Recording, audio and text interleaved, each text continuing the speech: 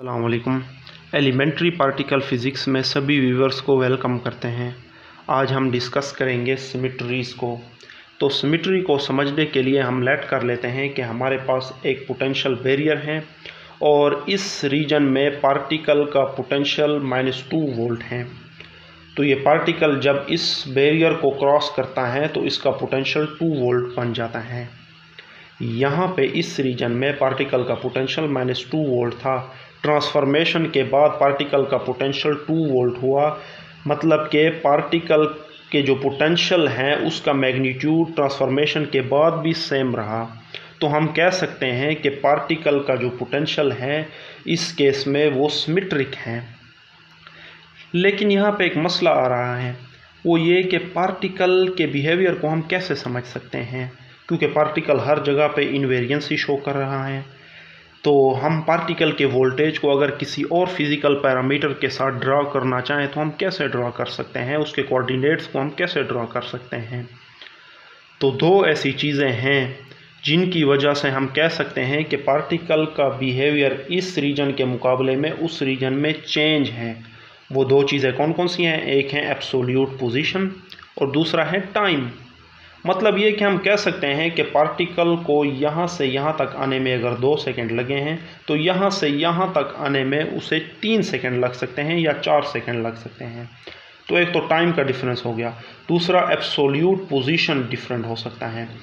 यहाँ पे पार्टिकल की मोशन अगर स्ट्रेट है, लेकिन यहाँ बैरियर से टकराने के बाद बैरियर को जब वो क्रॉस करेगा तो वो स्कैटर करेगा, या तो डाउन स्कैटर कर सकता है या फिर अपवर्ड स्कैटर कर सकता है, लेकिन पोटेंशियल का मैग्नीट्यूड उसका सेम रहेगा, तो वो स्कैटर ज़रूर करेगा अप या डाउन। तो इस वजह से जो है ना, हम इन दो चीज़ों की वजह से हम जो है ना डिफरेंस कर सकते हैं पार्टिकल के बिहेवियर में। तो symmetry means one can not tell the difference before and after a transformation. Symmetry का मतलब ये है कि पार्टिकल की बिहेवियर को वैसे ज़ाहिरी देखा जाए कि बिफोर ट्रांसफॉर्मेशन और आफ्टर ट्रांसफॉर्मेशन आप पार्टिकल में डिफरेंस नहीं कर सकते, उसके वोल्टेज उसका जो वोल्टेज है वो सिमेट्रिक है। तो हम इसे सिमेट्री बोल देते हैं। सिमेट्री को हम इनवेरिएंस भी बोल सकते हैं कि इसकी वैल्यू हर जगह सेम आ रही हैं। In other words, translation invariance mean the existence of certain non-observable absolute position and time so far we elaborate the relation. Translational invariance चूँकि पार्टिकल के अंदर हैं, ठीक है, वो सिमेट्री को शो करता है, लेकिन दो ऐसी चीज़ें भी हैं जिनकी एग्जिस्टेंस होती हैं पार्टिकल के साथ, वो मुंसलिक हैं। एक टाइम है और दूसरा उसकी एब्सोल्यूट पोजीशन। ये दो चीज़ें पार्टिकल के साथ मुंसलिक होती हैं जिनके बेस पे हम पार्टिकल के बिहेवियर में डिफरेंस कर सकते हैं, और पार्टिकल के पोटेंशियल को अगर हम किसी और वेरिएबल क्वांटिटी के साथ अगर हम एक्सप्रेस करना चाहें तो वो हम कर सकते हैं। सही है। तो सिमेट्री को हम दो पार्ट में कैटेगराइज कर सकते हैं। एक पार्ट वो कि अगर सिमेट्री जो है ना वो एक्सटर्नल पैरामीटर पे डिपेंड करें, मतलब कि ऐसे क्वांटिटीज़ जो कि स्पेस टाइम के लिहाज से सिमेट्री शो करें, उन्हें हम एक्सटर्नल सिमेट्रिक बोलेंगे। और कुछ इंटरनल सिमेट्रिक भी होते हैं, जिस तरह electric charge, isospin and colour charge. इन चीज़ों पे वो डिपेंड करते हैं, इन चीज़ों के लिहाज से वो सिमेट्रिक होते हैं।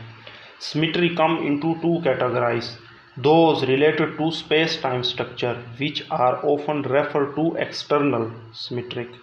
ठीक है, कुछ ऐसे पैरामीटर होते हैं जो कि स्पेस टाइम के लिहाज से सिमेट्रिक होते हैं, उन्हें हम एक्सटर्नल सिमेट्रिक बोलते हैं। those related to internal symmetries, जो और कुछ ऐसे भी होते हैं जो कि इंटरनली सिमेट्रिक होते हैं, सच एज इलास्टिक चार्ज, जैसा कि उनका जो इलास्टिक चार्ज है वो सिमेट्रिक हो सकता है, आइसोस्पिन भी उनका सिमेट्रिक हो सकता है, एंड कलर चार्ज, और कलर चार्ज उनके सिमेट्रिक हो सकते हैं। तो ये जो है ना इंटरनल सिमेट्री को शो करते हैं। फिर इसके बाद अब हम इसके कुछ टाइप्स को स्टडी कर लेते हैं। तो इसकी जो फर्स्ट टाइप है वो है कॉन्टीन्यूअस सिमेट्री। सिमेट्री की एक टाइप है कॉन्टीन्यूअस सिमेट्री। तो कॉन्टीन्यूअस सिमेट्री का मतलब ये है कि टाइम के लिहाज से अगर कोई क्वांटिटी जो है ना टाइम के लिहाज से भी वो सिमेट्री शो करे या इनवेरिएंट हो, तो उसे हम कॉन्टीन्यूअस सिमेट्री कहते हैं। When an equation of motion और the Lagrangian is invariant under some symmetry operation. सही है, अगर कोई हम लैग्रांजियन इक्वेशन की ही एग्जांपल ले लेते हैं, अगर वो सिमेट्री शो करें, इनवेरिएंट शो करें सिमेट्री ऑपरेशन के दौरान, तो there existence a physical observable that does not change as a function of time. तो उस लैग्रांजियन के अंदर एक ऐसा पैरामीटर लाजमी होता है जो कि अपनी वैल्यू को चेंज नहीं करता, टाइम के पासेज से भी वो चेंज नहीं होता। तो उस वजह से जो है ना लैग्रांजियन इक्वेशन जो है ना वो कॉन्टीन्यूसली जो है ना सिमेट्री शो करती हैं, वो कॉन्टीन्यूसली इनवेरिएंसी को शो करेगा।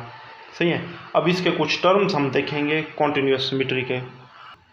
अब कॉन्टीन्यूस सिमेट्री के कुछ टर्म डिस्कस कर लेते हैं। फर्स्ट टर्म है स्पेस टाइम ट्रांसलेशन। तो इसको सबसे पहले क्लासिकली देखते हैं, क्लासिकल मैकेनिक्स में क्या है।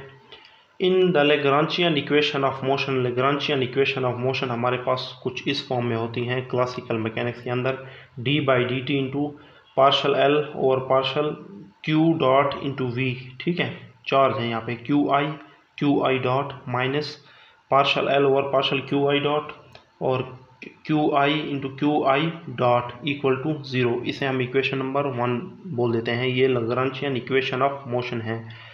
अब ये स्पेस टाइम के लिहाज से इनवेरिएंट है, तो सिमेट्री को शो करता है। टाइम के लिहाज से भी ये सिमेट्री को शो करता है। कैसे? क्योंकि इसके अंदर एक ऐसी टर्म इन्वॉल्व है जो कि टाइम पे डिपेंड नहीं करती, और उसी वजह से ही ये सारी इक्वेशन ऑफ मोशन जो है ना, ये सारी इक्वेशन जो है ना ये ट्रांसलेशनली जो है ना ये इनवेरिएंस हैं। टाइम के लिहाज से भी ये सिमेट्री को शो करती हैं ये इक्वेशन। ठीक है, वो कौन सी चीज़ है अब इसके अंदर, वो कौन सी टर्म इस इक्वेशन के अंदर जो आपको नज़र आ रही है, ये इक्वेशन, इसके अंदर एक ऐसी टर्म लिखी हुई है जिस वजह से ये सारी इक्वेशन जो है ना टाइम के लिहाज से भी सिमेट्री को शो करती हैं। तो वो टर्म है कॉन्जुगेट मोमेंटम, जो कि partial L over partial Q I dot है। सही है, partial L over partial Q, ये जो है ना ये कॉन्जुगेट मोमेंटम को शो करता है। और ये जो कॉन्जुगेट मोमेंटम जो दर हकीकत है वो कांस्टेंट है, टाइम पे वो डिपेंडेंट नहीं करता, वो टाइम के लिहाज से भी कांस्टेंट है। तो उस कॉन्जुगेट मोमेंटम की वजह से ये सारी जो इक्वेशन है ये ट्रांसलेशनली इनवेरिएंस हैं, टाइम के लिहाज से भी ये सिमेट्री को शो करती हैं।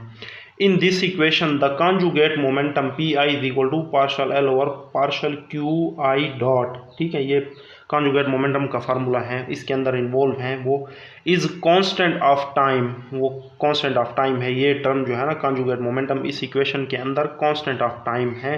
Therefore translational invariance exist in equation 1। उसी वजह से इस इक्वेशन 1 के अंदर जो है ना ट्रांसलेशनली इनवेरिएंसी होती हैं। मतलब ये है कि टाइम के लिहाज से भी ये सिमेट्रिक हैं ये equation, due to conjugate momentum की वजह से ये जो इक्वेशन है ये ट्रांसलेशनली इनवेरिएंट हैं। सही है, स्पेस टाइम के लिहाज से भी ये सिमेट्री को शो करती हैं, टाइम के चेंज होने से भी ये कॉन्टीन्यूस रहेगी। क्लियर?